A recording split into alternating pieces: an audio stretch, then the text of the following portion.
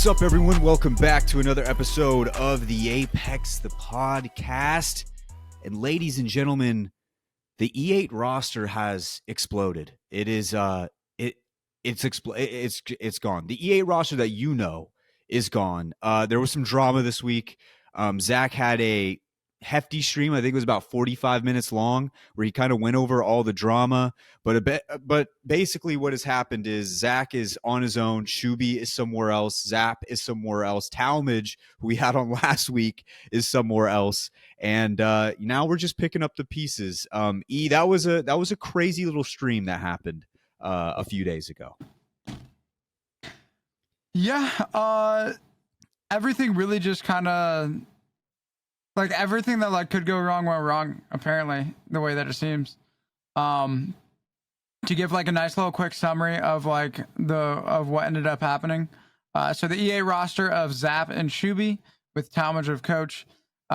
There was apparently disagreements on the Shadow contest between Talmadge and Zach, and then Talmadge made it clear that if they ended up going a certain way, that then he was going to be LFT, and so then he ended up going LFT, and then apparently from his LFT options, he had decided that then he was going to stay with E8 and continue with Zach and Zap, and then that combination of Zach and Zap were looking to they had originally were looking to get Sykes. And so then when Sykes had gotten his LG opportunity and that was no longer an option, then they had an offer from Noct and an org that was going to be picking him up and then them as well.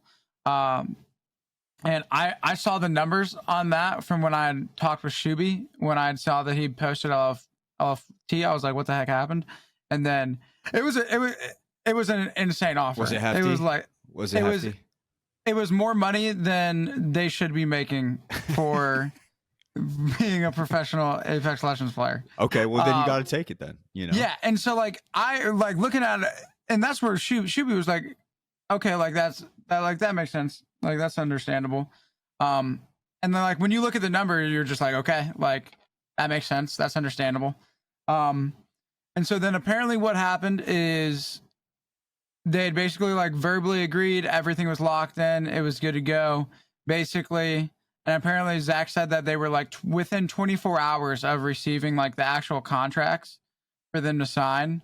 And so this was going to be a team of Zach Mazer, Noct, and Zap, and then Talmadge was the coach, making fat stacks. And that's a good roster. And then which would have left Shuby LFT.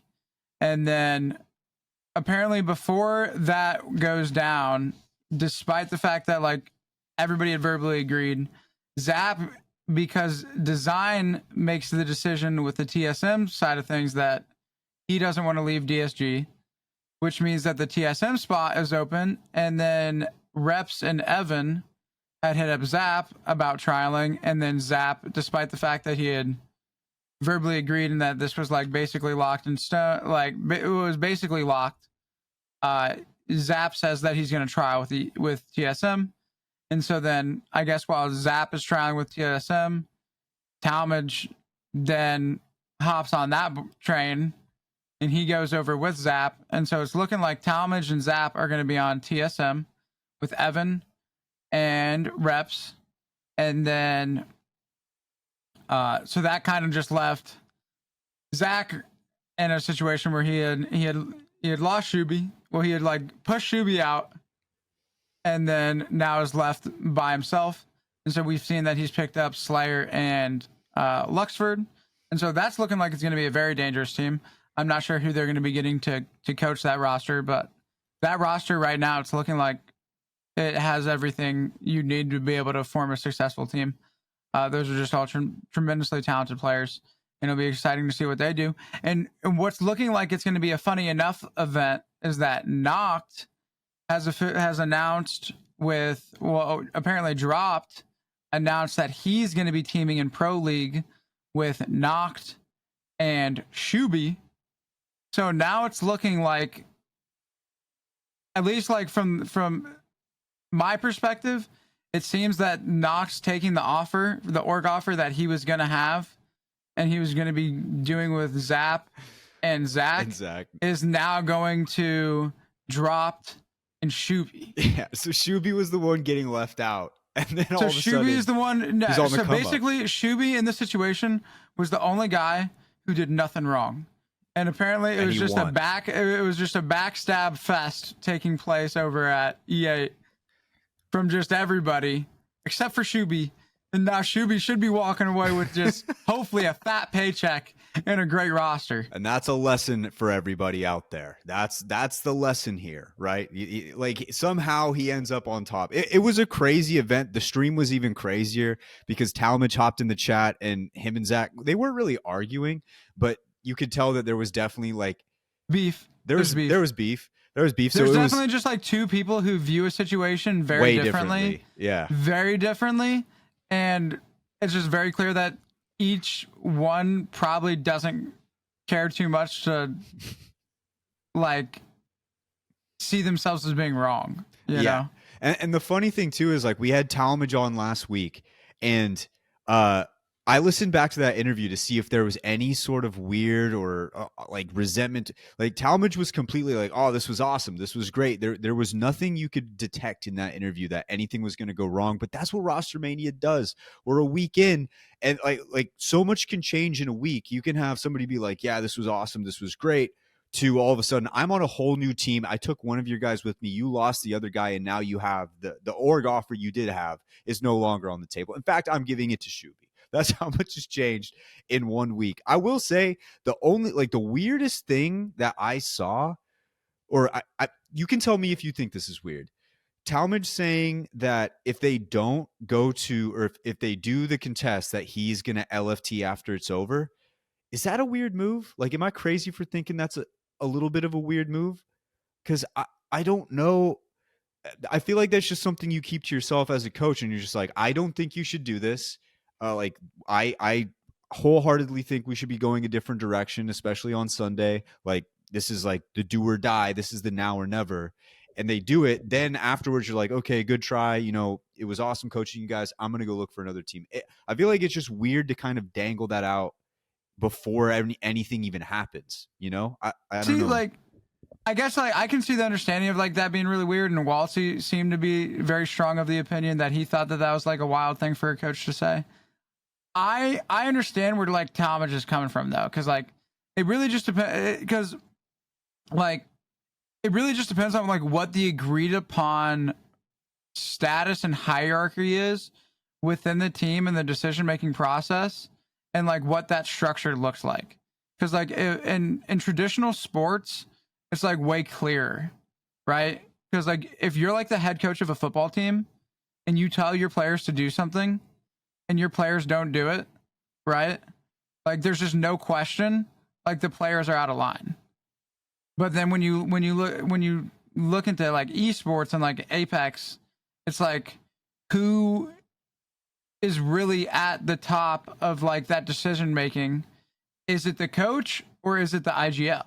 That's a great point, actually. It's more the players. It's definitely more the players. So I would say at least for the stage of like it being a sport that Apex is in right now, it seems like the head of that structure is the IGL, where Talmadge was in a position where he was basically saying like, I understand that like you guys are going to make this decision, but if you guys aren't going to be doing what I'm saying to do as the coach, I'm going to look for a different team. And it's understandable from his perspective because like if you're a coach, you want to have players that are going to listen to what you're like saying. And so I could definitely understand where Talmadge is coming from of it being like disrespectful, at least to him, for him to like be the coach of the team and for your players to just say, we're just not going to do like, that's like literally a coach and like a NBA finals type moment, and you're drawing up a play and you're looking at your guys and you guys are saying like, okay, we're going to do this play and this is how we're going to win the game. And then your players just decide on their own, like we decided we were going to do a different play. Yeah, they just take And so like the whiteboard and break in a it. traditional sports environment, you'd be like the players are completely out of line. Like that's just completely unacceptable. But when we're looking at this situation from like the esports lens, it's just in a very different spot. And I think it just I'm pretty sure it looks different upon different teams on really what that structure looks like, because that's ultimately, it seems from like my perspective looking in, is like where the problem was, is like there wasn't a defined structure of like this is how we're going to be like making the decisions. And I guess like if that was clear, then Talmadge just wasn't content being in a position where he wasn't being respected as much as he felt like he should have been. Yeah, and I guess with coaching in Apex too, it's a little different because I mean, I guess I'm not really sure how hard it is to get coaching positions, but it definitely does look a lot better on your roster if you don't get 05, like lose a contest 05 in the finals day. Like even though you made the finals, it probably looks a lot better on your resume as a coach to be like, yeah, like that probably doesn't look very good having an 05 contest, and he didn't even want to do it. So like that's fair. I think that's fair. I originally I thought it was very weird because I was just like I don't know. It felt like to me if like a college football, like in college football, your head coach, they always say they're never going to leave the school, the bigger school that's trying to hire them, and then they eventually do. And it would be like if you're trying to recruit a kid and just being like, I'll probably leave in 2 years, but you should come play for me. Like nobody would sign for your thing. That was the way I was looking at it. But your point does make a lot of sense because it's different in this case. The players have a little bit more power, I think, than the coach in the traditional Apex Legends competitive scene, I would say, for the most part. Is there a coach you think has more power? Like maybe like Raven? Raven No, might. I mean, even with I think I think ultimately it was always Hal's decision at the end of the day. Mm-hmm. Yeah, no, that's a great point. But And anyway, I think it was like on Raven to convince Hal why he was right. Okay, no, I see what you're saying. I could be wrong though. I could be just wrong. Well, either way, E8 is dead as far as the old roster, the split one roster. But they are playing right now with Slayr and Luxford. Yeah, hold on. We don't need to be throwing around statements like that. What the what? Old E8 is dead. I don't. Well, the reason I say it, I don't know if they're going to stay as E8. I would assume that's what's going to happen as of right now. But Zach, Slayr, and Luxford have been playing with one another, and you're going to hear from Slayr in just a minute. So wait for that interview because Slayr kind of goes through everything. He goes through the LG stuff and playing with this brand new team. But this team has been doing really well. So all things considered, it looks like despite all of the craziness, all of the controversy, all three guys or all four guys are ending up in decent spots. And we'll start off talking about Zach, Slayr, and Lux right now. Scrims have been looking great. They are just scrims. But I think putting Slayr in a role where he's a little bit more comfortable, and he'll talk about it more in the interview. Luxford, we already know what Luxford can bring, and Zach is in probably his best IGLing arc right now. This could be a dangerous team moving forward if they stay under that E8 org. Yeah, it'll definitely be a new look for the squad. But I think that it's one that definitely has potential to be really, really good. Moving on into the other parts of this E8 drama that are kind of it's like a tree right now with a lot of Just different branches. Rostermania, man. It's just Rostermania. We'll start off with the TSM side of things. Zap playing with TSM. Also, Talmadge goes over to be their coach, like we mentioned. Right now, Evan and Reps are currently kind of sharing an IGL role. How do you see this playing out, and what do you expect from this new look TSM roster right now? Yeah, so I would assume that the way that this is going to play out is it's going to start out as them like co-IGLing with a shift of more and more and more of the calls being made by Evan. I think it'll be like similar to the situation we saw when Design full joined Enemy and Timmy. We saw that like it was clear to everybody that like Timmy was IGL, but Design would throw out suggestions. And then it eventually morphed into Design's IGL.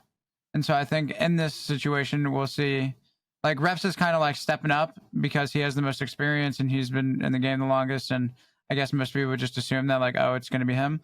But I think he's doing it to a point, and then I think that we'll see Evan really step in and really become that like the true, because like it was always like everyone would be like, oh, Evan's the number one controller player, right? Like that's like kind of like the thing that they would give him, and he would always be like, oh well, I think How's better, and a lot of that's because like he understood that How from like a gameplay perspective, and as the IGL has more of an impact in terms of like making the plays, making the right calls, and so Evan could be on his like arc of like stepping in and becoming like one of the best IGLs that we'll see in the game. Who knows? He could become it. It could not work out. That's what we have this next season to be able to start watching and looking forward to. But yeah, I do think it's interesting that they are going with Zap and having Evan IGL. That's not. I did not think that that's where the direction that they would be heading. But I do think that it'll be super exciting to see how this ends up, and it'll be Big E stepping in and dude, because like if Big E steps up as IGL Bro. and TSM does better than DZ, everybody is gonna be like, just he'll be the biggest E, the biggest right? of E's, the biggest E, most at least in the capital E. in the Apex space, the biggest E in the Apex space. Yeah, No doubt. I guess so for me, this is the most intriguing season for TSM that we've ever seen. I think there's always a ton of intrigue when it comes to TSM because of just how big they've been since the beginning in Apex Legends.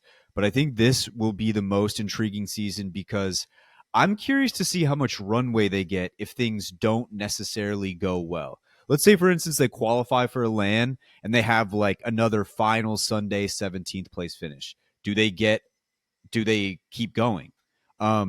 That's my biggest question right now, because I guess the question it'll answer for me is, was it TSM or was it How? Like who is kind of, what is the legacy going to be there? And I really think that Evan can do this. I think that he can. I'm excited to see how it goes. Reps is the perfect person to be your sidekick in this situation. Like he's always been there to kind of throw things their way, and getting Zap and Talmadge is definitely nothing to slouch at.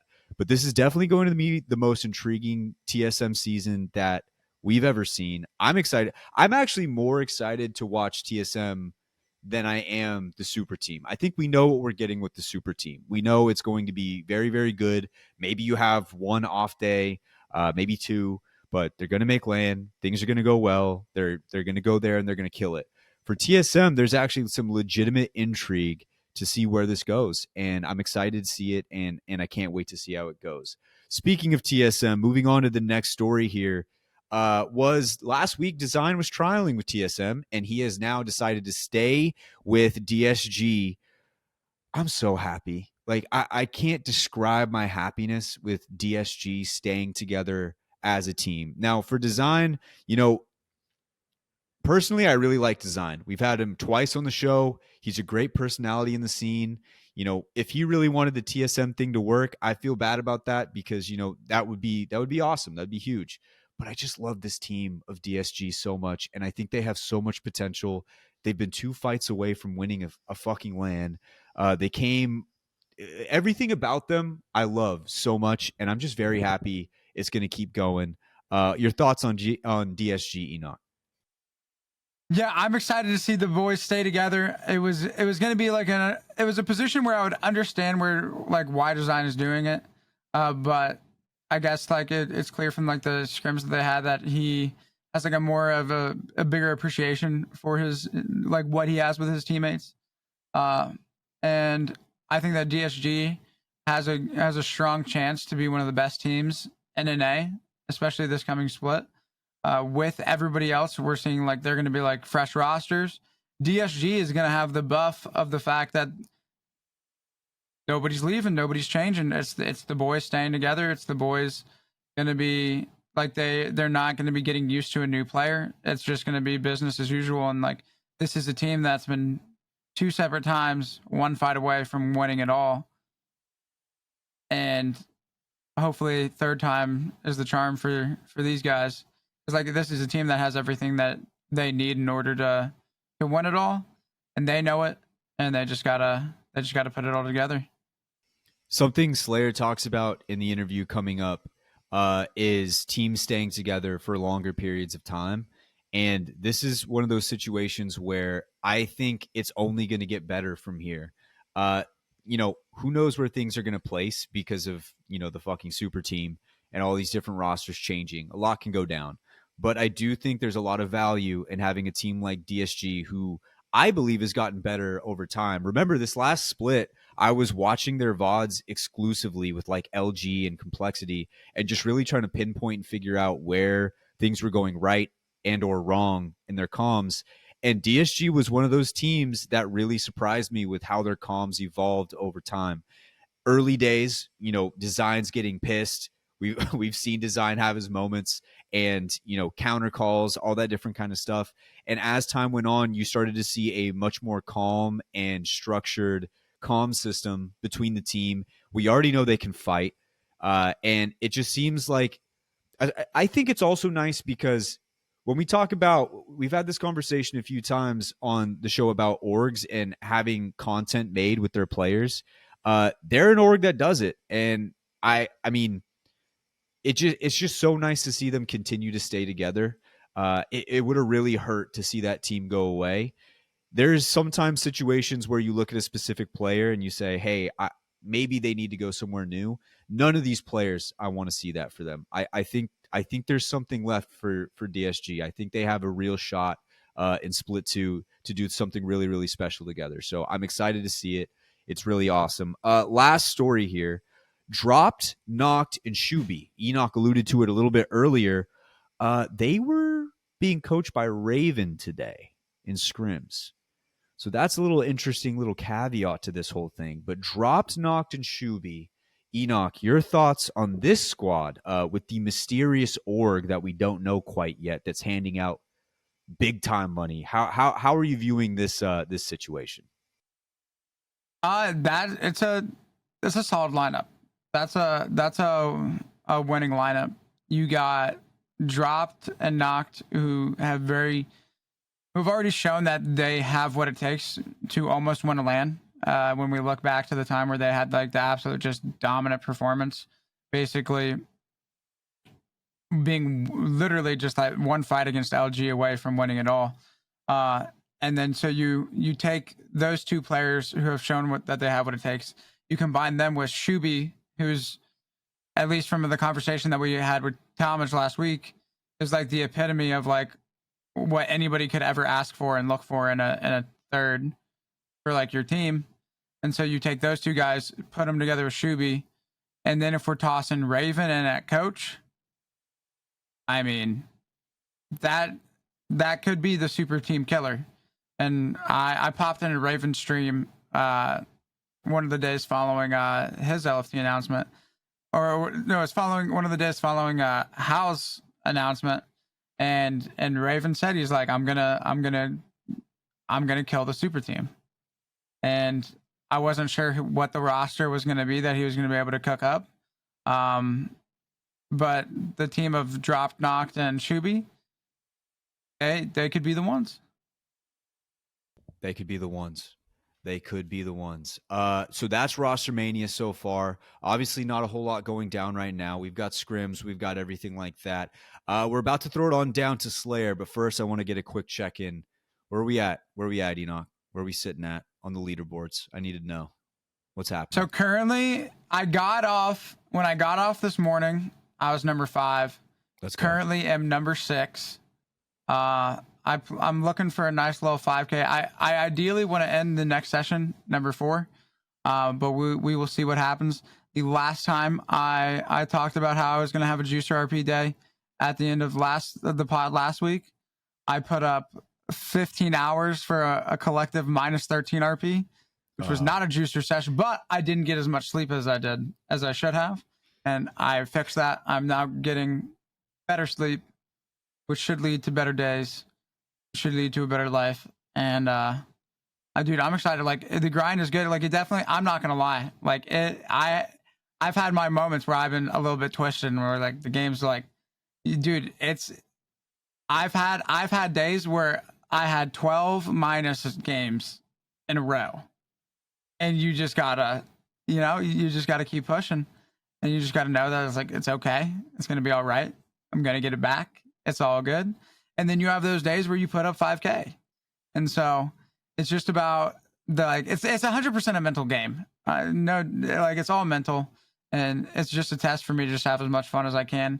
And this stream's been popping, the game's been good. It's building season, and I'm like legitimately, it's like the most. I'm like excited to like get on and stream and play. Like I'm like genuinely looking forward to it. It's a good time. It's a good time to be me right now. What's your percentage chance that you think you could get to 1? Like, you think you could get it? You think you could snag 1? We'll see. I definitely plan on it. We got a lot of days left in the split. We got a lot of days left in the split. It really just depends on how crazy I want to be about it. And then also depends on how crazy Effect wants to be about it. Because when like that man is playing, like I'm not even gonna lie, like that dude is different. That dude gets on the game and he just drops 300 point game after 300 point game after 300 point game. Like that dude just consistently just runs around, kills the whole lobby, and he's just nuts. So I got the utmost respect for him. If I don't end up hitting number 1 this split, I'm going to be honest, I'm going to be very okay. I'll be all right. You'll be all right. Like, I'll be okay because this is really like, yes, I'm putting in like number 1 grind, like, and I'm like legitimately like, I'm putting in the work and I know I can do it. And I have the expectation that I will hit it. But if I don't hit it this split, like this is just a warm up for me because next split, I got Freddy, who I'm going to be playing with every day. And that's just going to be vacation. Like, I'm just going to get the free Freddy carry. Yeah. And I'm just going to have an 11-year-old carry me to number 1 in the world. That's what we need. That's what we all need. That's what we all need. I'm glad to hear it. I'm glad to see it. Okay. Let's get ready to send it on down to Slayr. But before we send it on down to Slayr, the Apex the Podcast is brought to you by Prize Picks. Ladies and gents, Prize Picks is the largest independently owned daily fantasy sports platform in North America. The easiest and most exciting way to play daily fantasy sports. It's just you against the numbers. Instead of battling thousands of other players, including pros and sharks, you pick more or less than 2 to 6 players, stat projections, and watch the winnings roll in. I can't wait for Split 2 to happen. Last split, not great. 1 for 21 last split, but that's me. I'm growing. Okay. I'm learning. We've got new rosters coming along. I think I could take advantage. I think I could take advantage the first few weeks. They don't know how these rosters are going to go, and I don't either.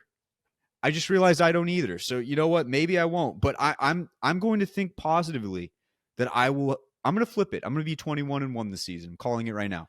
21-1 this season. Prize Picks is the most fun I've had, winning up to 25 times my money this Apex season. You just select 2 or more players, pick more or less on their projected stats, and place your entry. Testing your skills on Prize Picks during the season is the most exciting way to play daily fantasy sports. If you have the skills, you can turn $10 into $250 with just a few taps. It's really simple to play. You can make your picks and submit your entry in less than 60 seconds with quick withdrawals, easy gameplay, an enormous selection of players and stat types. It's what makes Prize Picks the #1 daily fantasy sports app. So go on down to prizepicks.com/theapex and use code THEAPEX, THEAPEX, for a first deposit match of up to $100. Once again, go to prizepicks.com/theapex and use code THEAPEX for a first deposit match of up to $100. Prize Picks, daily fantasy sports made easy. And ladies and gentlemen, without further ado,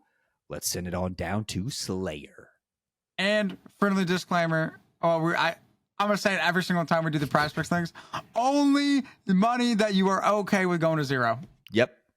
Every time. Just do it like that. It's for fun. It's an entertainment activity for fun. You use code the Apex. They give you free. You don't even have to use your own. You just use the code the Apex, and it is all yours. All right, Slayr. I was trying to say it like Halo. Slayr. Yeah, no, I like that. I like that. All right, here we go, ladies and gentlemen. We have a very special guest on the show. It's been a long time coming. We've been super excited to try to get this guy on. Slayr has officially joined the pod. Slayr, my man, how are you feeling? Feeling good, feeling good. Appreciate you guys having me on. Yeah, dude. It's we've wanted you on for a while now. You're an interesting character around the scene, especially this last season, and I can't wait to get into all of it. I wanted to start off with just your guys' scrims right now. Obviously, not with LG anymore, but you've been playing with Zach and Luxford, and you guys have been doing pretty well in scrims. How are you guys feeling right now? Yeah, no, we're definitely feeling good. A lot of Rostermania shit going on. And if you ask me, I think this is like, obviously nothing's 100% confirmed, Rostermania is not quite over, but for right now, the way we've landed and, the slots that we've put ourselves in right now, I'm feeling good about it. And I think this is definitely one of the best ways that I could have ended up, you know, landing on my feet after separating from LG. And so you're joining Zach and Luxford, and so you and Luxford are both going to be new to this roster. Going into like the season? Where are you thinking you're going to end up role wise, and are you looking forward to it? And then how is it going to be different than where you were and how you played with Sweet and Funk? Yeah, I think so. I'm pretty sure we're relatively set on me being a frontline like Bloodhound Fragger, just because. Well, for one, we played the first day with me on it. We got third. Played the second day. We got 13th when we swap roles with me on anchor. To be fair, I think Lux is just like by far one of the best anchors in the game. Like Mm-hmm. his ability to find impact while not being on Bloodhound is just like leagues beyond like most other anchors. Like, the only other people I can think that even would compare to him would be like Jen Burton, to be honest. Like his impact and like knowledge of the game and like comms and being able to like, you know, give info to Zach and I, while anchoring is just second to none in my opinion. And I think that, me being able to just kind of turn my brain off, pop Bloodhound ult, see red is, definitely an interest for us. And, Mm-hmm. it's that is what Zach and Lux and I kind of, have so far came to the conclusion of, not sure if anything's going to change, but I think that's what we'd stick out for right now while scrimming together. A little bit more fun than the caustic Yeah. Oh, prison. a lot more fun than staring at a wall on caustic. Yeah, Because I remember 100%. that you guys ripped the Horizon comp, and you were Yeah, absolutely just shitting on everything, yeah, and that's then just yeah, tragically ended up back on caustic regardless. 100%. I think that was like a little scheme for Sweet to just try to get me to feel more comfortable and just like get me activated, as I like to say, And obviously, I mean, it's not like it came down to we definitely were trying out Edge from Zeus because of how often Zone would pull south in competitive Apex on Stormpoint, but um I think mostly it was to try to get me comfortable and more acclimated with team fighting with them. Nice. But as you said, we sadly ended up back on Caustic. And so going back to your role, I think a lot of people, early on were trying to figure out what exactly how the whole thing was going to shake out with LG, and we'll get more into LG a little bit later. But as far as just your role going back to being on the front lines, like you were saying, that's got to be way more exciting for you, and you probably feel like you can show out a lot better in that role than what you were doing before.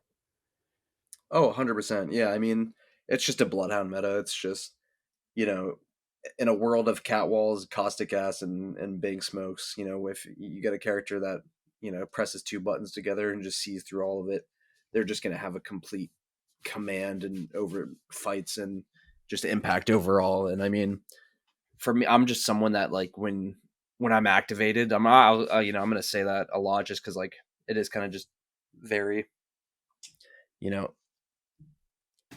I don't know how to say it. It's like very,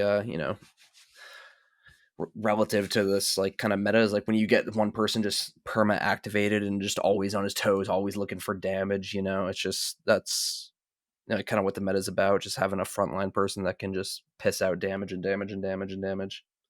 And that's definitely where I feel most comfortable and how our team, if we continue to put together, would do well. So I wanted to go to your first LAN experience because we just had this LAN in LA. Obviously, the cards didn't shake out like you guys wanted it to, but you did make it to a final Sunday after a really rocky start. Like it was surprisingly rocky, I think, from everybody watching because it was like how are they down? I think after day one it was like at 35th or something. And it was like, how are they this far down? But you guys were able to make the climb back up. Was there any conversations had or anything like that, or was it just we're going to show up and we're just going to play much better than we did in that first day?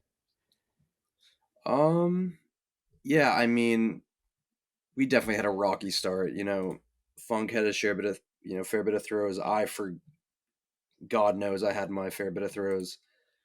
Sweet played really well, pretty consistently. I'd say, besides maybe like one or two games throughout all of it, he played extremely well overall. But Sweet did a really good job at LAN just staying positive. It wasn't really something that I expected overall, but he did a great job of just like before the last day of groups or losers, I guess. I think it was losers. Just we all met in the hotel room. We went over like mistakes made, and he did a great job just like making sure cracking jokes, having fun, and just like we're gonna go out, we're gonna do our best no matter what. And it kind of caught me by surprise. He was like that, just the way he's been. I was expecting him to be way more, all business, you know, no fucking throws on land, no time for bullshit like that. And I really admire him as an IGL and as a friend for keeping it positive and bringing it back the way we did.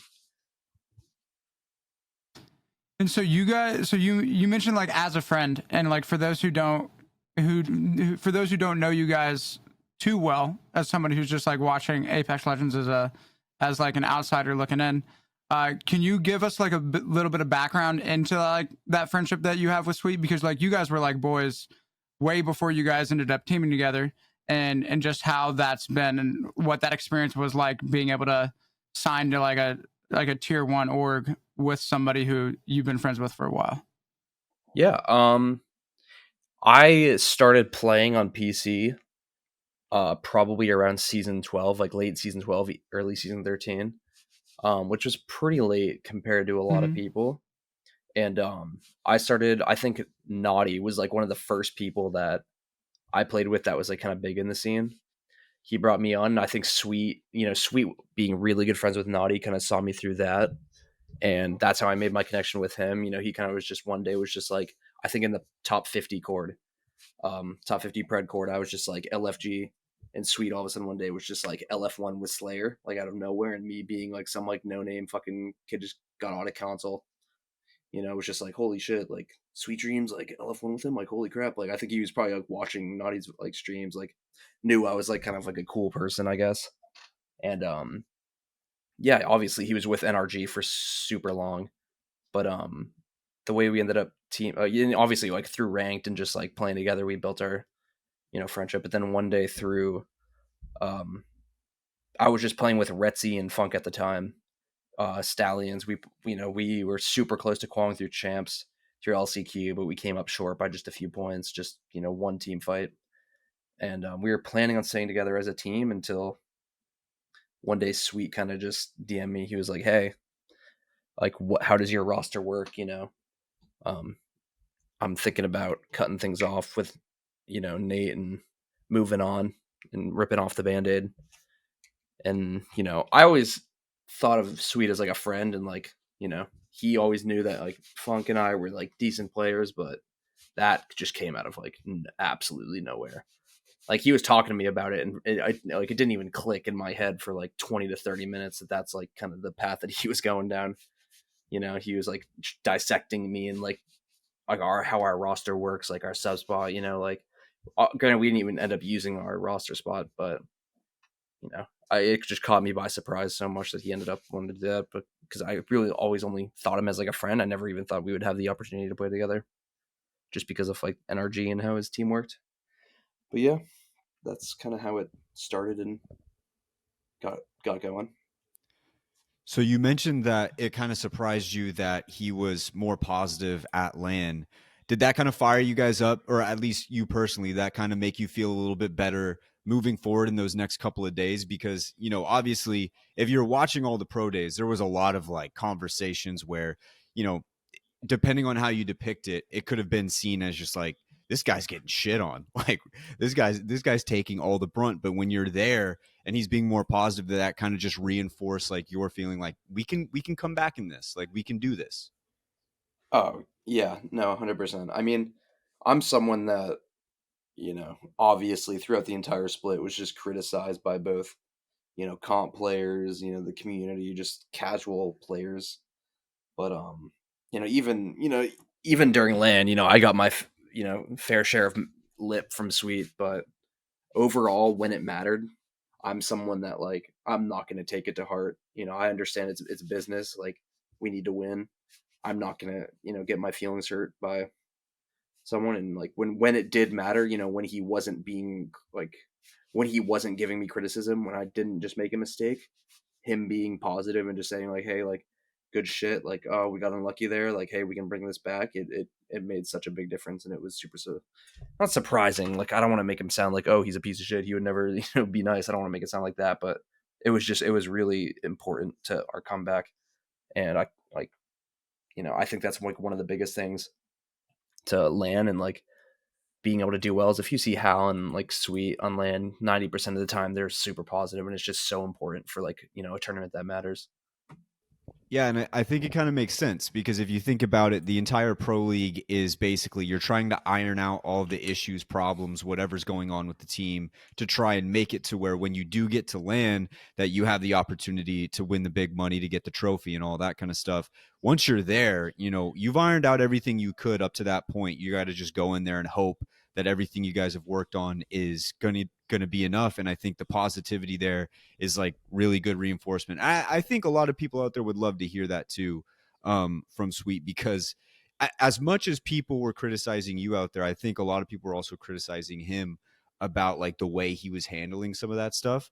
I wanted to get to that criticism a little bit because it cannot be easy to have so many people have an opinion about the way you play, how you got your spot, all that different kind of stuff. Did you have any like techniques or strategies to be able to deal with it, or is it always just kind of rolled off your back? Uh, um, no, I didn't need any like techniques or like anything like that. I'm an adult, I That's a grew good up. answer. That's a Yeah, fire answer. like I grew up playing sports. I grew up with friends. I grew up getting shit from my big brother. My dad, whatever it is. It's like I've never been someone that's gonna take something to heart, or let it really affect me. And like I knew that whether it was talking to Android, our coach, like if I was having like mental issues like through the split, it was just like I was always just told like just buckle down and like prove everyone wrong. Just like fuck them, like let's get down to let's get down to business, let's get to work and just push through it. And that was mostly just my mindset the entire time.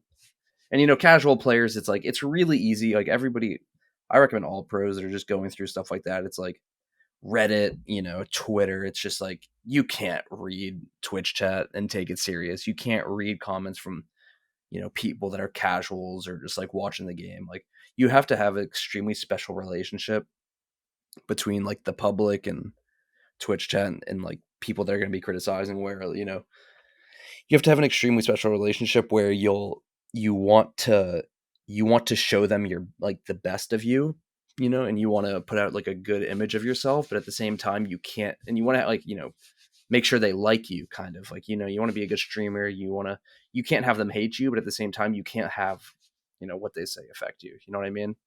It's like you got to have a good middle ground and a good gray area of like what you take in and what you give out. Yeah. Was it like I'm just not going to read any comments, or is it you just naturally you read them and it just doesn't really affect you? Because There was definitely some times where I had to take the competitive Reddit off my bookmarks. yeah, There was yeah, definitely some times where I couldn't read it, but you got to learn just like, hey, I'm gonna I know the page exists. I know there's gonna be a bunch of absolute idiots just saying shit that they don't know about, and I'm gonna read it and I'm gonna laugh at it. And once you get to that point, and you don't let it affect you, then you're golden. I think once you can read it and just laugh at it, that's the point you want to be at. If you can just get there and like, because I think there are still like, I love that you mentioned some of the pros coming up right now, or some people who aren't quite there yet, but maybe in the next few splits, they'll have an opportunity to join Pro League or LAN, because I think you see a lot of these people reading it, and it gets to them a little bit, and I think that's actually like a big thing to do, to shout them out and just be like, hey, try your best to avoid this, because people are going to have opinions about you no matter what. 100%. Yeah. I mean, that's just the thing, when you're getting into what, anything that's going to be put under a microscope, whether it's like professional video games, whether you're just, social media, anything that has to do with just popularity and social media, like you need to know what you're getting yourselves into, and you need to understand that if you're going to be doing this, you need to be able to withstand whatever the hell you're going to get. And if you're not ready for it, then just get out, because, it's just not going to be, it's not going to be healthy for you. Just protect your mental if you're not ready to take it. And, a lot of players, I would say I'm definitely kind of someone that can say that I might be making it sound like a bigger deal, because most people aren't going to go through the amount of like criticism, and, they're not getting, their life isn't going to be put as much under a microscope as like maybe mine has, or like other players. But, there's always that opportunity for you to be criticized, and, like I Which would said, you put under a say microscope. was easier to not let affect you? All of like the online stuff, or the because I remember I saw a tweet from his Watson like during, I forget at what point in LAN was it, but it was something around the lines of like, I would literally want to be, I would do anything to not be like Sweet. I mean, to not be Slayr sitting next to Sweet right now. I forget at what moment it was. So what do you mean? What was it harder to tune out? The So, yeah, like pros or like yeah, so like casuals? just like the randos online, or like having like be like Like blamed my as much as fellow you were blamed. comrades. Yeah, Yeah. from like the boys. I completely understand. Like like Sweet. That's the thing is like there's way more I can handle when it's like my friends, or like Sweet. It's like I understand what's going on. If like his Watson making a fire tweet that's about a farm impressions, I get it. I liked it myself. It was funny. It was that's I can completely understand that, and like it's way easier for me to deal with that. I got to the point where it was easier for me to tune out the public, but that was definitely harder to work with at the start. Just going from like literally an absolute no name, just playing CCs with Retzi and Funk, just kind of thrown into the mix. It was definitely a hard adjustment at first, but that definitely the public criticism was harder at the start, 100%, than like dealing with, fellow pros, and just understanding that, whether it's Sweet yelling at me because he wants to win, or my friends are making fun of me because it's content, and it's funny. Did you catch yourself a few times like typing out a response to somebody and then just be like, nah, this isn't worth it. It's just not worth the response. Um, I was really good at that. I think I would rather. I don't. What I'd never felt the need to like respond to anybody, whether it was a fellow pro player, because like I like am pretty well known for having a very good relationship with almost every single player in the scene. I'm pretty good friends with all of them. I've had my rounds. Played ranked with all of them. I'm a pretty friendly guy, pretty easy to be friends with. So I've never really had a kerfuffle online with any like fellow pro players.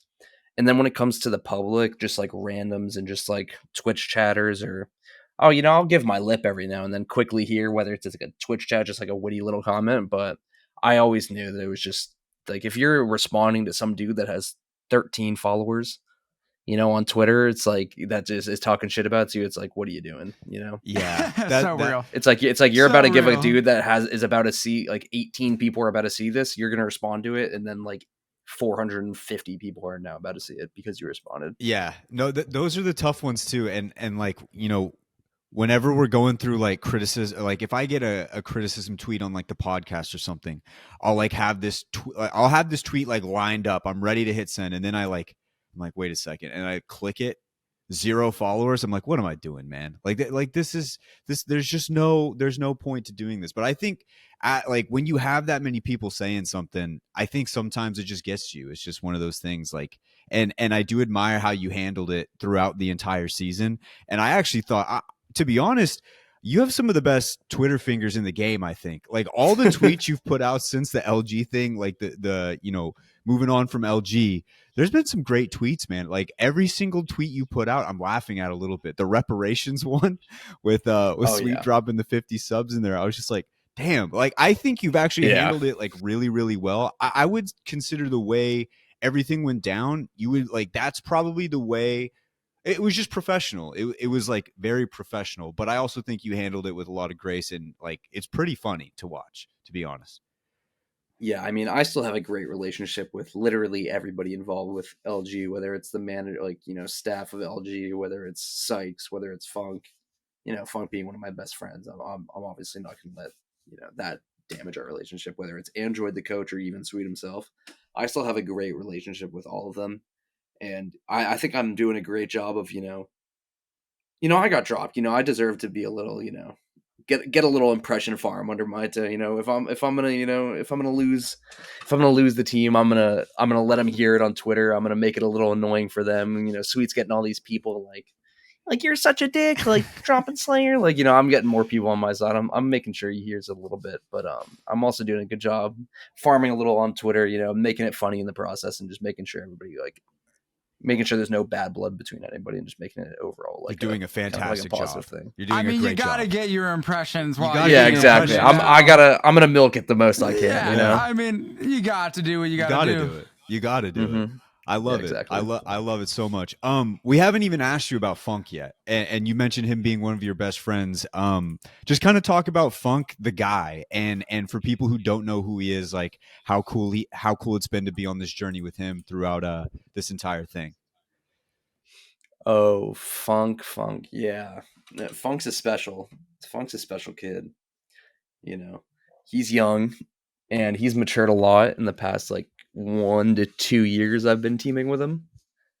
But there's nobody else I'd rather have along the way with me. He's a stubborn kid. He's young, and I've tried to father him the most I can throughout the way. Turn him into a man. I mean, Funk, like, to sum up our relationship, like, Funk could receive an email from someone that says like, "Hi, like, did you order this package?" Like, we're gonna come by and drop off this package, just confirming you ordered this, and he would send a screenshot of it to me and say, "Hey, how do I respond to this?" And, I don't know whether it was the way he was brought up or like something, and I would just have to. It'd be 2 a.m. Then I'd wake up, see this text from him, and I'd be like, probably tell them that you ordered that package. It's just like simple things like that. It's just whether I'm writing emails for him or telling him how to respond to someone that wants to sponsor him. He's a special kid, and he's one of the most. I'll still put him in my top 5 best players in the league right now. So skilled, and I would not be where I was or am without him. And I wish the best for him. He's gonna kill it in Pro League this split, even if whether or not he stays with Sweet for the rest of his career or not, I don't know. That's not a leak or anything. Just wherever he goes, he will thrive because of how good he is, and he's just a great kid. No, like I said, nobody else I'd rather go on the journey with. Yeah, and it was kind of crazy this year because watching him play the way that he played throughout the pro league, obviously you said earlier that you thrive in like the fragger role, but I mean, he was going crazy. Like he was getting so many kills, and hand up, I'm on Prize Picks all the time. This fool's numbers were ripping the over. Bro, I was hitting unders. I was like, there's no way he's hitting this. And then he just dominate me. I went 0 for 21. I'm terrible. So partly his fault, but like in a good way for him because he was slaying the numbers. But I mean, how long? So for people to kind of give background to everybody else, how long did you guys play together, and how did you guys come across one another? Well, we have the same kind of group of friends from console. Whether we switch to PC at different times, like his friends from console are the same as my friends from console. Um, I think we originally met just because he was friends with Chaotic, and him and Chaotic used to be super close, and I like started playing with Chaotic a little bit, and like we knew each other from that. Me, him, and Zainu would play a little bit. He ended up playing comp with Tech, with Zainu, so we ended up getting closer through that. But I think after Pro League, I was playing with Senox and Crust. That split. With SCS, I think it was split. It was split. It was split 2 of last year, year 3, and we were like me, him, and Retzi was like one of our really good friends. We were just throughout the community. Me and him were pretty close to Retzi, and Retzi, Funk, and I were like, hey, like if we don't get offers or we don't make land, like let's just run it down in LCQ together, see if we can make champs. And so that was just like 3-4 months of scrimming, preparing for LCQ, and just like becoming better friends. And you know, like I said, we didn't end up actually qualifying for champs. We missed out by like 4 or 5 points. Unfortunately, it would have been amazing too, but it was mostly just like 3-4 months of scrims with him and Retzi, and it was an absolute blast. Ups and downs, of course, but that's mostly how we met. And then obviously after LCQ, that's when Sweet contacted Funk and I. So we touched a little bit on your come up, and I feel like it would be a little bit criminal to not talk about the Joba Boys, because like you were the owner of that club on Apex, technically, right? Oh, I don't think I was the owner, but I was definitely one of the. You were one of the founding fathers. Yeah, well, Joba's like, when it came to PC, I was definitely one of, but that's like an old thing from console, and I wasn't even part of it back on like old console. It was like there are some old names that not many people would recognize, but like Zeronesis, there's like a lot of old names, but it was just a group of I don't even remember where the name came from originally, but it's just an origin of just kids from console, just came to PC and were just wreaking havoc of just running down professional MK players and being on controller with their legs propped up on the desk, drinking a sippy, some juice, and just running down people that don't have aim assist. Yeah, because I remember I was playing with Me, you, and Hoodie. Hoodie. That was a fire Oh, rank yeah. sesh. Oh, yeah. Rank sesh. Yeah, no, that was one for the history. I was thinking about. I saw you and Hoodie playing ranked in top 50 the other day, and I was thinking about it. KC, it was a throwback. It was a vibe. Good times. Was this just like a club? I'm not aware about this at all. Was this just like a club when they had? Oh yeah, it was literally just like it was just another like club of like console kids, and it just like, and you're just running. A lot of the people. Oh yeah, a lot of the people that were in that club just Funk. Amphi, Amphi ended up being one of the better, like probably one of the top 3 EU players in the world. You also got a lot of Shuby and Chaotic, both, yeah, both like a lot of like the former number ones that like have swapped over and like are now in comp. Like we're all part of Joba. Oh yeah, that's definitely one for the books. A lot of goats have came out of there. A lot of the boys. So, I mean, obviously, I think your comp career is pretty well documented on how you came up. But how'd you get into gaming? Like, how did this become one of your things, and how did you eventually transition it over into this? What it's become? That's a good question. I've always been good at video games. I played growing up while trying to balance it between like school and sports. I always loved it. I got into like Uncharted 2 on the PS3. It was like my first like shooter.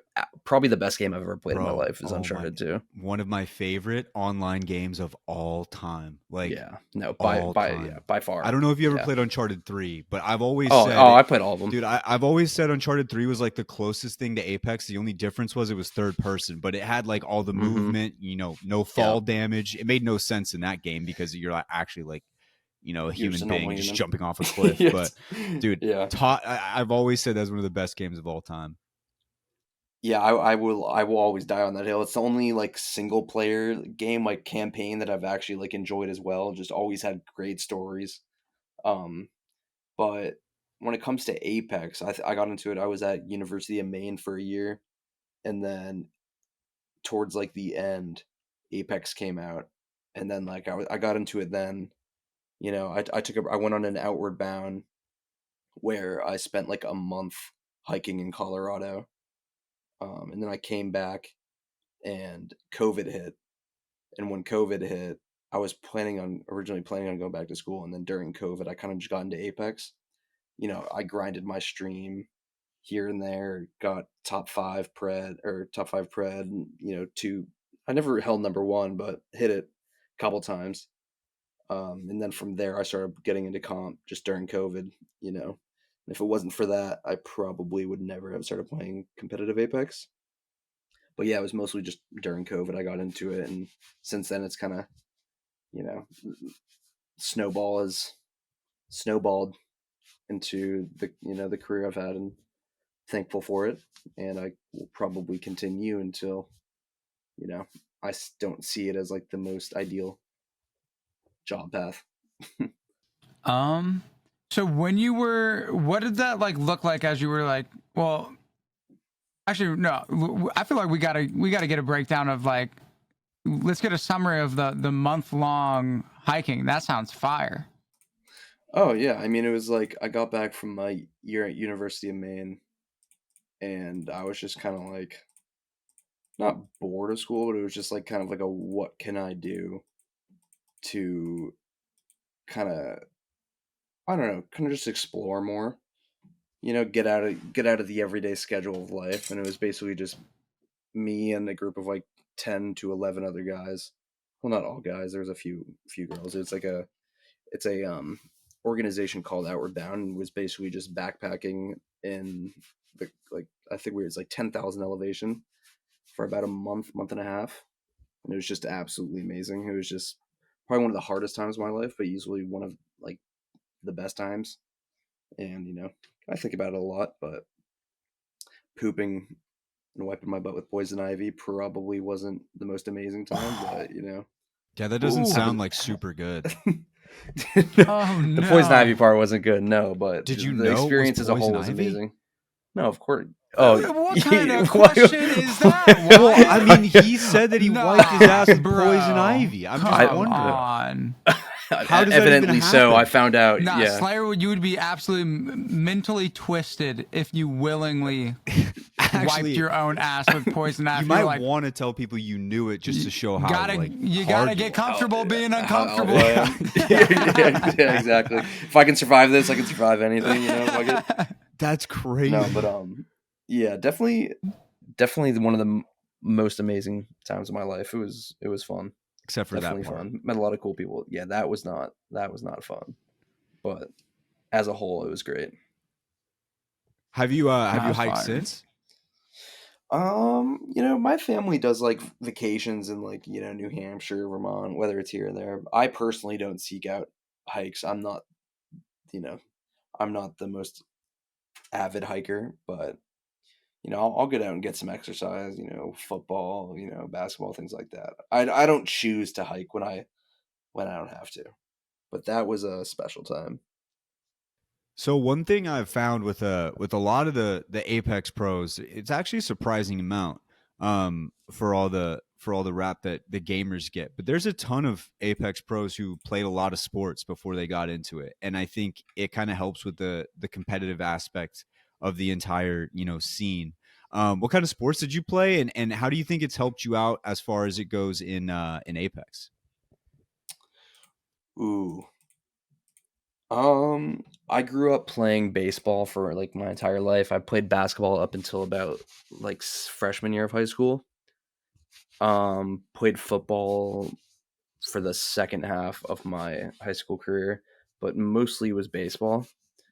Um, Going back to the whole mental thing, I think that's like kind of what set me aside with being able to kind of just take criticism, whether it was like, a hard coach, or teammates yelling at you. I think, the social aspect of sports really set you up mentally to be able to take criticism and be in a spotlight kind of environment where, you know, you can get thrown through the ringer, and get up, scrape off the knees, and just and get back at it.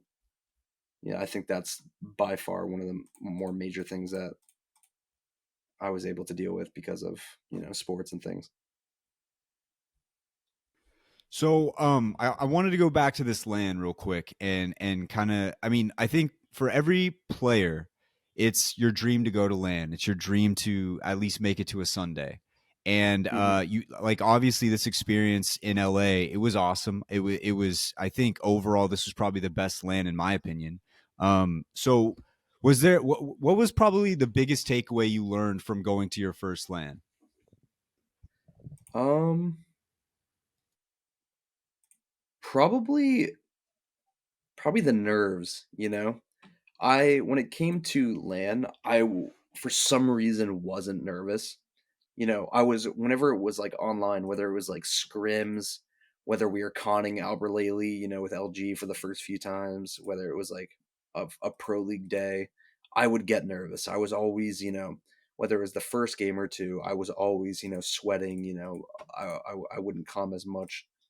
I could really feel the nerves, but for some reason, when I got to LAN, it's like everybody's next to me and everybody's kind of going through the same thing I am. I was able to kind of just realize like the situation I'm in and not get nervous. I don't know why, playing at LAN was like the least nervous I've ever been while playing Apex. And I think that's something that it really helped me kind of um, you know, I don't really know how to describe it, kind of just kind of just see where I am and just see what I'm doing and really just understand that everybody's going through the same thing you are, so why would you be nervous? Whether, I feel like sometimes when I'm playing at my house, or in my room, that, I feel like kind of like on an island, like I'm like alone with my nerves and I don't have like a way to deal with it. But when I'm at LAN, I'm like next to my two of my best friends, like in the scene, I can see all the people watching, and I'm just locked in and there's just nothing to be nervous about. And I think that's like one of the better things that I dealt with when I was there, is like how I would handle playing on a stage. So it's like you got that first one out of the way and you're like, wow, this wasn't as bad as I thought it was going to be. Like the next one's going to be even better. That type of Oh yeah. yeah. Yeah, exactly. It's just like it's not because I was nervous before the LAN. It's like how am I going to deal with it while I'm up on the stage? And I was so like happy to realize that I'm just gonna play my game, and I'm just gonna get locked in and I'm just gonna tune everything else out and just play. How easy is it to do that with all the different distractions around you? Because this was the first time I've ever been to a LAN and I didn't really know how they set it up. But to me, I'm looking at it and I'm like, I wonder how difficult it is to stay locked in because obviously like you do have your monitor right in front of you. Everything, it's the closest you can get to being at home. But you also like you look around that screen and there's a bunch of people just staring right at you, lights flashing everywhere. Like it is like very, very different. Was it easy to tune out? Oh yeah, I mean, the headphones that we have there, I don't hear any audio really at all besides my teammates or the game, which was like probably had a big thing to do about it. But like, my friend Zainu, obviously, like as you guys probably know who he is, he was telling me, he's like, no, trust me, like when you're there, you're just gonna lock in, like you're gonna tune everything else out. It's just gonna be like playing at home. You're just gonna be there. You're gonna be looking at the screen, and that's all you're gonna be thinking of. And I was a little skeptical when he was telling me that, but it really is just, it's so easy to just be on the stage and just tune everything else out. Whether you're hearing screams from the stage or whatever, it's just like it's all just black noise. Okay, I'm gonna ask a stupid question. It's not gonna be as stupid as did you mean to wipe your ass with poison ivy, but it'll be up there. It'll be pretty Tough one close. to beat. Not Yeah, gonna lie. it's not gonna beat that one. Uh top bunk or bottom bunk when you're playing on stage? I feel like Oh, it would top, really? top, top, top. Okay. The thing about the bottom is like you can just see like everybody, Yeah. like everybody in the stands. You just see everybody. What the annoying thing about the top is like the lights are in your face, and that's definitely annoying.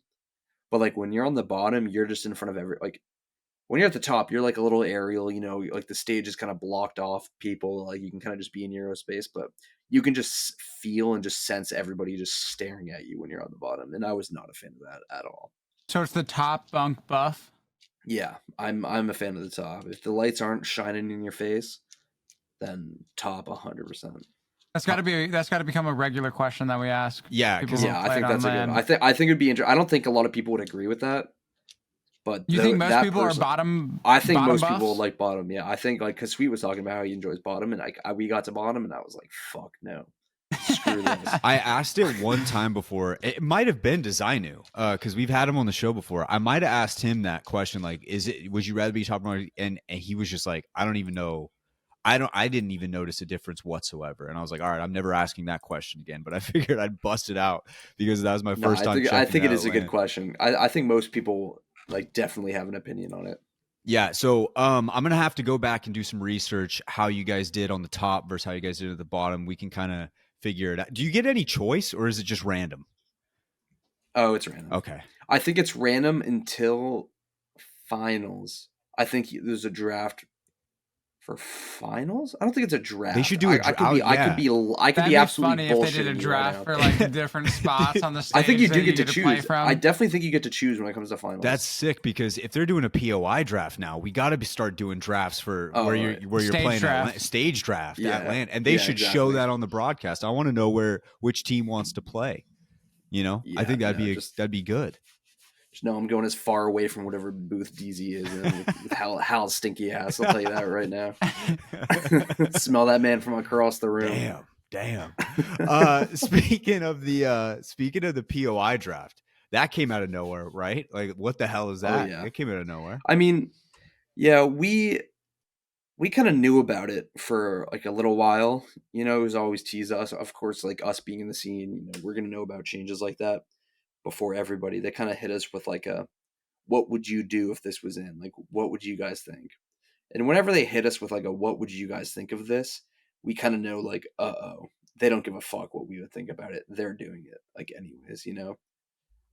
But you know, I was a big fan of not doing the random draft system, but doing the spawning above your POI, you know?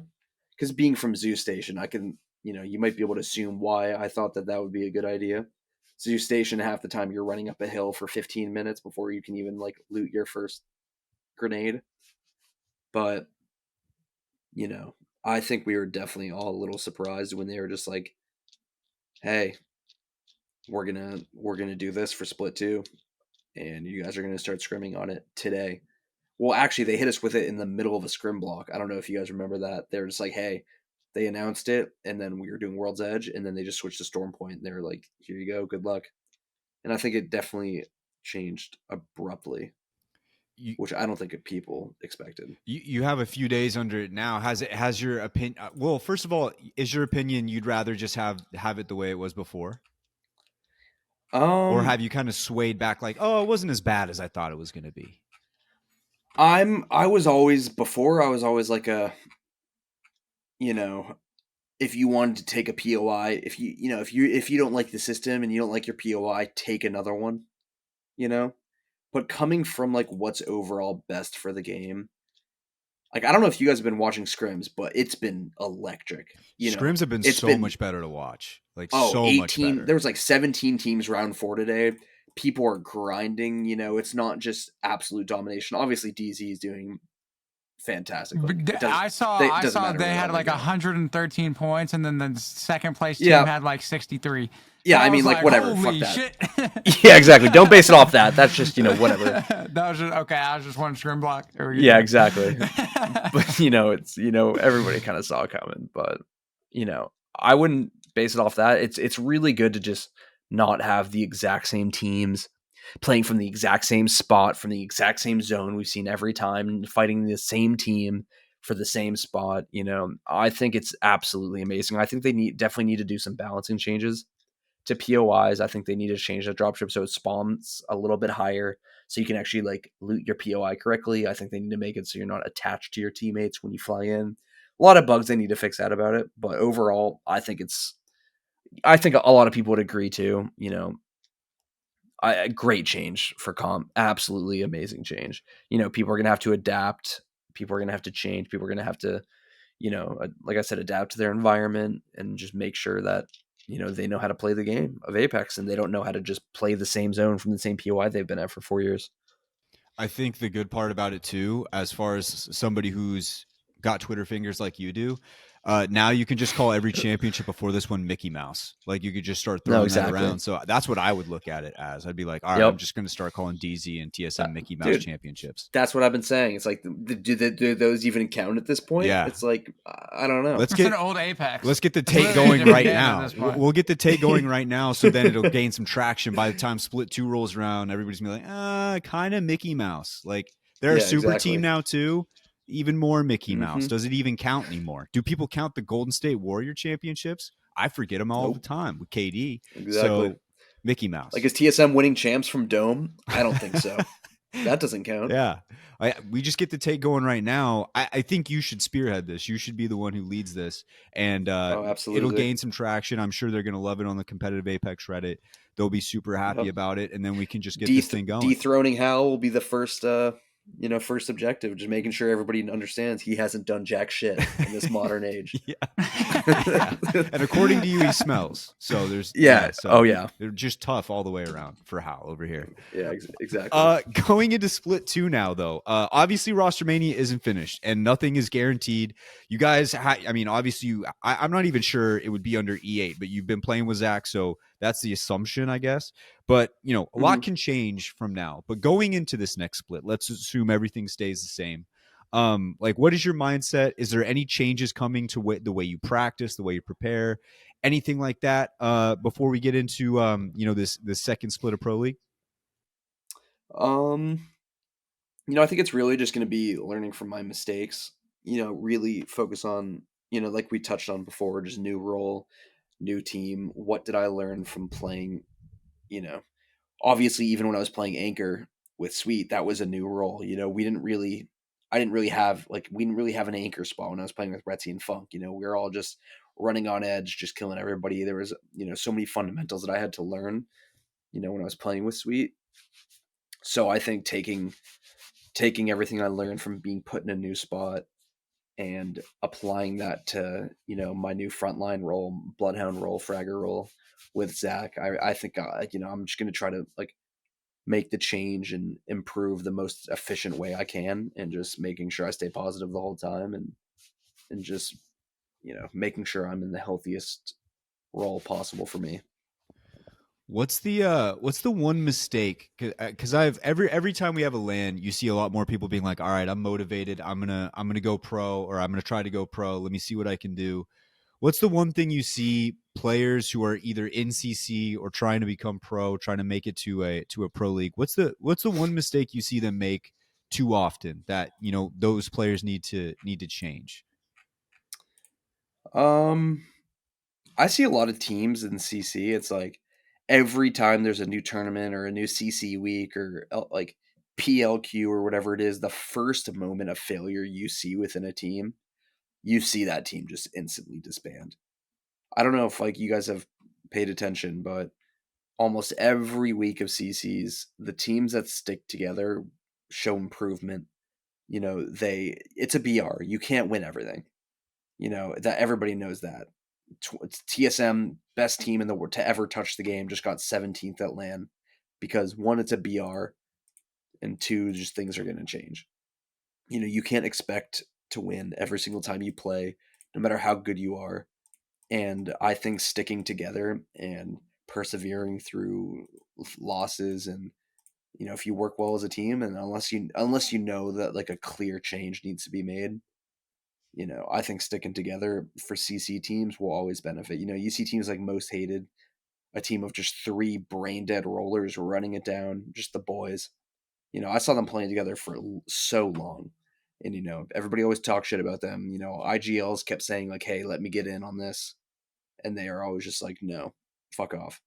And they're the boys, and for a team of triple console kids to come into Pro League off of CCs and just persevering, whether they didn't win the first time, whether they didn't win the second time, and just sticking together, and just triple console kids not having an idea of what they're doing and just running it down on edge, not getting relegated, and like staying in pro league is like such a big deal. And it's like I give them so much credit for sticking together and not looking to make changes, and they're going to be such a better team because of it. And I think that there's a lot to be said within teams of within CCs that just kind of try to make roster changes, or you have one bad weekend with a team and you just someone just hits an LFT, and I think people are looking to make a lot of changes quick, and it doesn't, it takes time to evolve. So with that being said, do you think that Zach and Luxford could be a team that you are gonna like want to like stick around with and really like commit to for a while, or do you think that this is just I have gonna be I have like never played for it. short- I've never played for a team that I wouldn't want it to be long term. Mhm. I don't want to like sound sad about getting released from LG, but I would have played with Sweet and Funk for eternity. Unless I got offered fucking $45 billion a month for whatever org, But I mean, I would never team with people that I wouldn't see myself teaming with long term. Whether it was Retzi and Funk, whether it's Sweet and Funk, whether it's Zach and Lux, I'm always very careful with who I give my company to, and I would never get myself involved in something that I would only think of short term or for a paycheck. For sure. So even if that role, like you stay on that anchor role, obviously it's probably not your preferred role, but you would have stuck with it if they were like, hey, we're running a back split too. You would have just stuck with that bad boy. Oh, 100%. Lux and I both went into the, when we're still obviously we're still trialing, nothing's confirmed, but we both came into it. Hey, like literally the game was starting, like the first day of scrims, our first day of scrims, like, hey, what do you want to play? I don't know. You pick something. Like, because Lux and I can both, we can both frag, we can both anchor, we both have, a little bit of experience on both. It came down to literally in the character pick menu. I was like, Lux, what do you want to play? And he's like, I don't know. Like, you do this. Like, I was like, no, you do it. And I was like, you do this. We're both just open to play whatever, whatever is going to benefit the team. And I think that's just what matters the most, is how is the team going to benefit from whatever role we're playing. And if that means me on anchor, then it means me on anchor. I'm here for the team. I just want to win whatever the best is. We talked a lot about like some of the struggles you went through with LG, and all of the hate and bullshit that was on the internet that surrounded like the Sweet situation, but we didn't actually talk about like Sweet and what he's done for you, and maybe like a way that he really helped you out. Was there like a way that, like, would you say Sweet has made you a better player moving forward? And if so, what did he help you improve with the most? Oh God, I mean, nobody's gonna play for Sweet and come out a worse player unless they have severe like mental It would probably be damages. me. It would be me, unless probably. unless you can't handle like criticism, and you are just soft. But yeah, I mean, to begin with, I owe Sweet like so much. Whether or not however it ended, he jump started my career and just turned me into 10 times the player I was when I started. Like I said, nobody's going to play for Sweet and come out a worse player. No, absolutely nobody. He instills just the fundamentals of whatever role you're in, just general thinking, game sense. He makes you just want to grind mechanically, whatever it is. But yeah, literally in all aspects of the game, you are going to come out such a better player. And I owe so much to him and how much he's taught me and just everything in general. That's awesome, man. I love to hear it. Well, E, do you want to hit him with it? Yeah. So the question that I ask everybody who comes on, because everybody who comes on is performing in the top 1% of the area that they're pursuing, and for you, you definitely put the bill for that. What is something that you've learned along the journey that's allowed you to get to where you're at, that somebody, regardless of the field that they're trying to reach the top in, that they could apply and help them achieve that goal? Complacency. It's none of that. Absolutely none. Especially in a world of, Apex controllers, 4-3 linear just taking over. It's like you are not special. And there's gonna be some kid better, smarter. You gotta stand out, you gotta be special in some way, whether it's your mental strong, whether your mechanics, whether it's your game sense. You can't be complacent because someone's gonna come along that's just way better. Whether it's Koifel, some 17-year-old kid that will take your job because he does 8,000 damage a spray when that's not even mathematically possible, or it's just, or someone like Zainu or Funk, just people that can just frontline and just take your job. You cannot be complacent. You got to keep grinding, and if if it's something that you want to do and you want to make money and you want to be professional at it, you got to put in the time.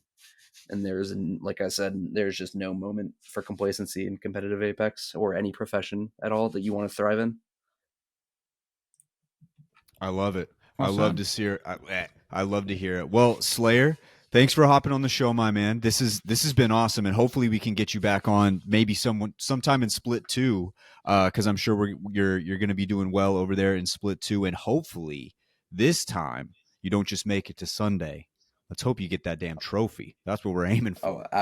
Absolutely. Let's That's go. that's what we got our eyes set on. Let's go. Oh yeah, thank you so much for having me, boys. Yeah, no It worries. was a Love it. pleasure. Thanks, man. Thank you so much. Yeah, peace. All right, ladies and gents, that was Slayr. Shout out Slayr for hopping on the pod. Slayr is a legend. What a guy. It was nice having him on finally. We've been trying to get him on for a little bit. I think this is actually a good time to do it. I think this is like a real good time to do it. I'm excited to see what that team does moving forward in the rest of the league. Okay, we've got some voicemails here. We'll run through these real quick, and then we'll hit you guys with the heart-to-heart and send you guys on the rest of your week. Let's kick it off with the first voicemail. This one comes from Gil Mana. Hey, what's going on, guys? Glamana here. I'm a big fan of the pod. I've listened to literally every episode. It's become a routine for me to watch or listen on Thursdays. I just want to say thanks. I love the content. Shout out. I got one question for you guys, and I just want to know what you're putting on a pizza. What's your favorite topping or toppings to put on a pizza? Yeah, cool. Thanks. See you. What you got? Yeah, so I'm gonna be going with steak. The basically like every like meat that you would typically think would go on a pizza is pork, and I don't consider like pork food, and so that's not for me. But like steak pizza or like ground beef on top, I'm definitely about. But yeah, I'm not a veggies guy. Definitely not that. Yeah, especially on pizza. That's probably the one pizza I won't eat is a combination because there's just too much. There's too much stuff on there. Some of the stuff I like, but there's just too much. If all the ingredients on a combination pizza were just by themselves on the pizza, I'd probably like it. But there's just too much going on. I'll eat just about anything. My main order is just pepperoni and olive. I'll just usually go that route, pepperoni black olive. But I'll eat most pizzas I like. Like I like I'm okay with pineapple pizza. People freak out about that. I'm okay with it. I actually think it's not that bad. I don't view it as a disgrace. I used to actually eat it almost exclusively for a while. But yeah, I'm fine with most pizza. I will go through stretches in life where I could have pizza every single day for like 2 weeks and I wouldn't have a problem with it. I don't do that obviously, but I would if I could. I'm in a weird stretch right now where pizza sounds like the last thing I want to eat forever. And maybe it's because I was getting one like every single week during football season and I'm just over it. Hopefully I'll get back into a pizza phase though. I miss pizza a little bit. Not to eat, but just like the thought of getting one. Sometimes the thought of getting one is the reason you get a pizza. Maybe not for other people. For me though, I like getting the pizza, the person knocking at the door, the excitement that comes. It's great. It's great. Shout out to Gilmana though. I like that question. That's a good question.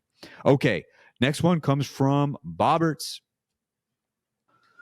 What's up, Wyatt? What's up, boys? Pod Yo. listeners. It's Bobberts.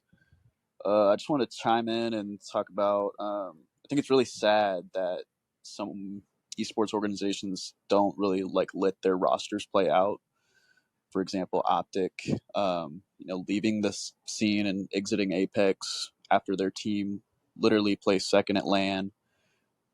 They don't make it to LAN this year in the first split, but they weren't far off. I think they were like two spots off of making it.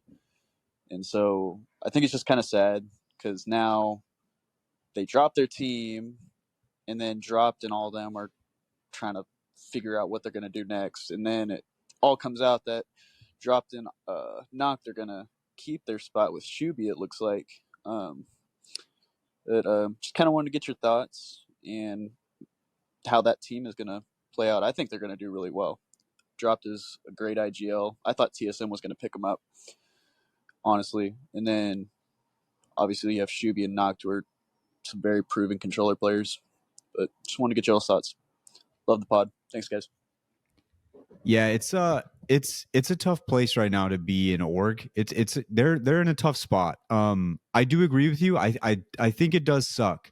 But from the org's perspective, with how it works right now, if they don't make LAN and they don't have the potential to make money, and then you have like 2 months of downtime, it's probably more financially smart for you to just let the roster go and, keep that money that you would be paying for those 2 months and probably just wait to get back into the scene with a roster that's maybe, in your opinion, more surefire.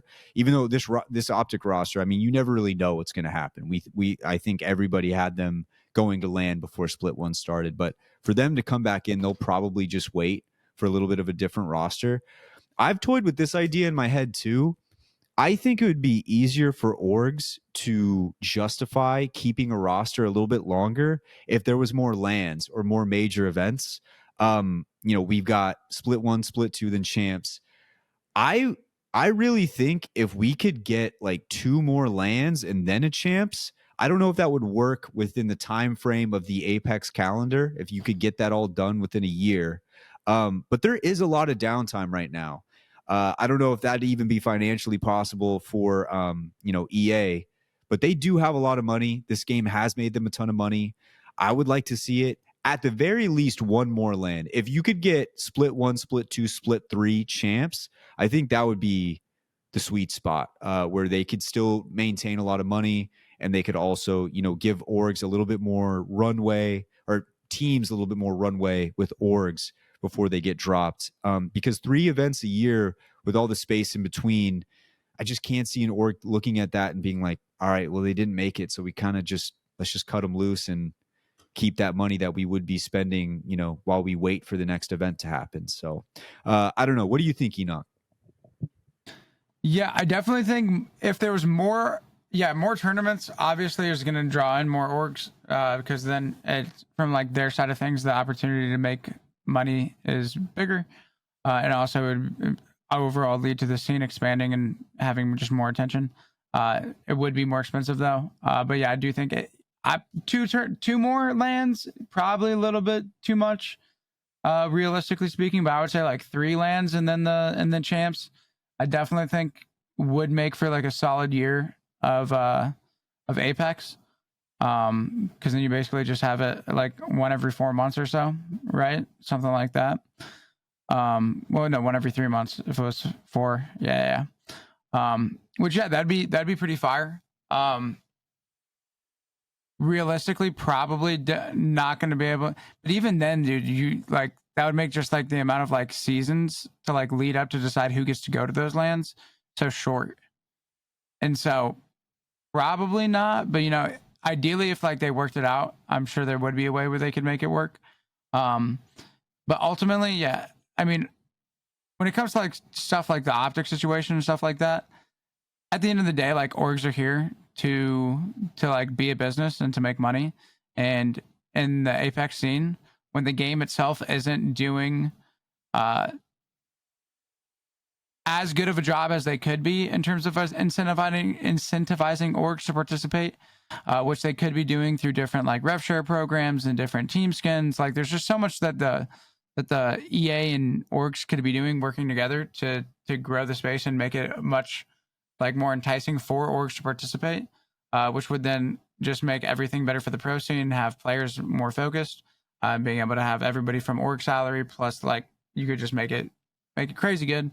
But at the end of the day, like orgs are here to make money, and so if EA isn't going to make it a profitable environment for them to be, we can't be upset when they decide to leave. But they did pick up Dalton, and so they still have some presence in the Apex scene, which is probably one of the a large reasons why they did pick up Dalton. I mean, Dalton, regardless, he's like a great fit for them. Yeah, I mean, in a perfect world, all of these teams would be able to stick together until they become championship teams. But that's just not going to happen. That's just not feasible, and you can't really expect an org, especially one like Optic, to stick with a losing team if they're not able to like get to that Optic dominance level that they're looking for.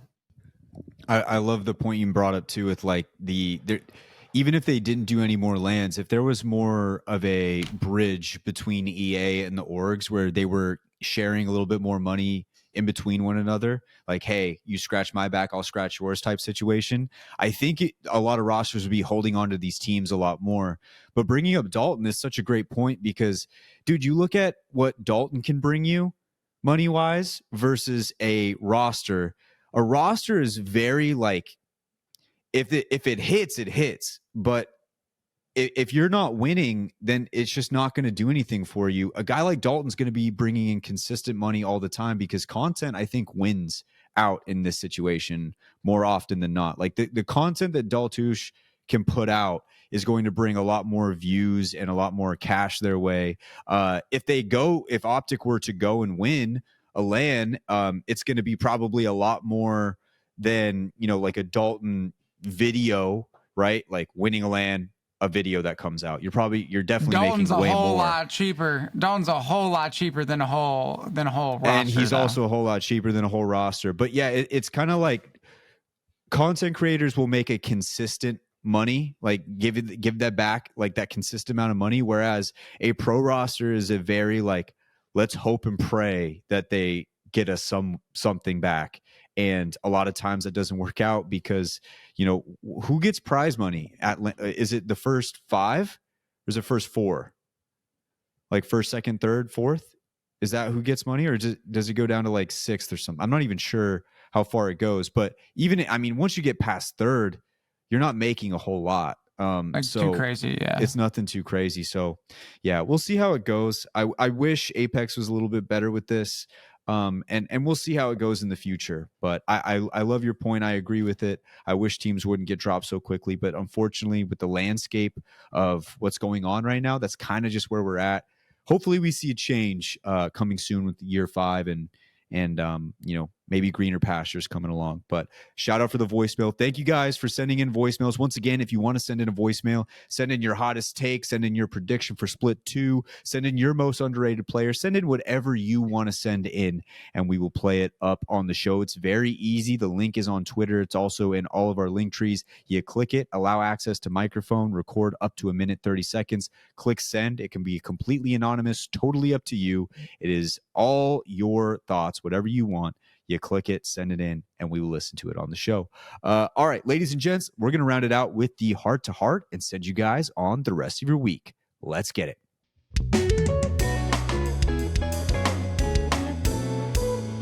All right, heart to heart time. Heart to heart time. E, you got something, or you want me to go first?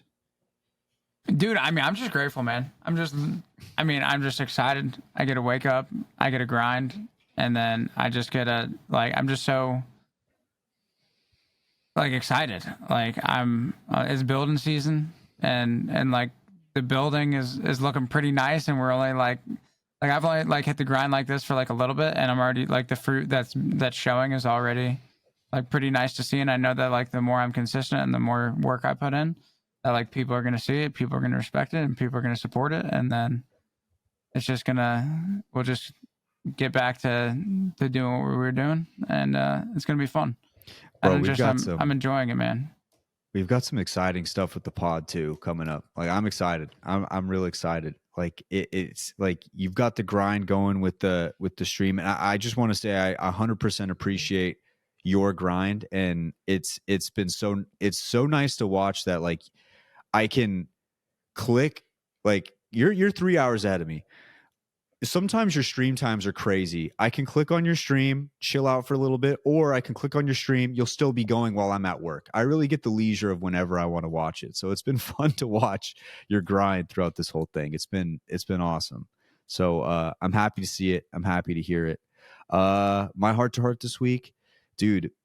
This you're not going to listen to it because nobody listens to it. But dude, when the baby comes, soak in every second. They grow so fast. It's actually insane. It makes no fucking sense how quickly they grow. So, like, I don't know. It's wild. Like, she's about to start crawling now, which is wild. Enoch hopped in. She was on all fours, but she can't like move her arm yet. Like, she can't get it going quite yet. But dude, when that baby comes, bro, just soak up every second, take all the pictures, look like an idiot with how many pictures you're taking. Who gives a damn? Keep all those memories, keep all that stuff going, because it's crazy how fast and how quickly they grow. So yeah, I'm just great. I guess my heart to heart is like, I'm super grateful to be a father, and it's crazy to watch in real time how quickly it happens. It's like you go to work for 8 hours and it looks like, they've already grown another inch or whatever. So that, yeah, I'm just enjoying it right now. And also, dude, this little bouncer thing that I complained about last week, helping her out, I think, with leg strength. I think that's the point of it. Dude, her leg strength's getting. She should be crawling by the end of the week. I that's my prediction this week. I'm 1 for 21 at Apex bets, but I will say I think this one is going to cash. I think she's going to be crawling by the end of the week. But just grateful to be a father. Super excited to see her every day. So yeah, that's mine. I'm happy, feeling good. Ladies and gents, that should just about do it this week. Like I said to Enoch earlier, we've got some stuff cooking, and we couldn't be more excited. We appreciate you guys for tuning in as always. Once again, send in a voicemail. Also, if you can't wait for the brand new season of Apex, and you're playing responsibly, don't forget to head on down to Prize Picks. Use code the Apex. It helps the boys out. But just make sure you're playing responsibly as always. Thank you guys for tuning in, and we'll catch you guys next week for another episode of the Apex the podcast. See ya.